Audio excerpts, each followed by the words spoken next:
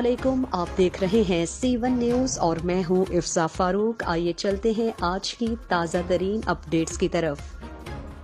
खबर शामिल करते हैं शोरकोट से हमारे C1 न्यूज के नुमाइंदा सैयद ओन रजा काजमी से।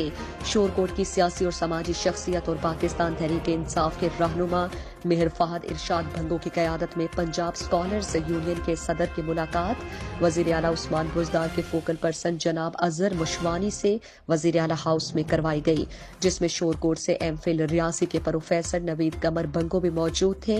मीटिंग में जंग के हवाले से सिटीजन पोर्टल पर शिकायत की बगैर सुनवाई बंद करने पर अफसरान और महकमों की लिस्ट पेश की गई। जंग ता मुल्तान रोड के फंड से जल्द अज जल्द इशू करवाने की दरख्वास्त की और इसके अलावा असातिज़ा के उनके घर से करीब तर स्कूल्स में तैनाती की सिफारिश की गई।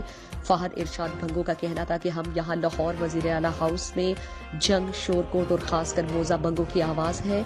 हमारी आवाम मायूस ना हो, इंशाअल्लाह तमाम मसाइल जल्द या बदीर हल करवा दिए जाएंगे। नौजवान तालीम और तरक्की पर तवज्जो दें।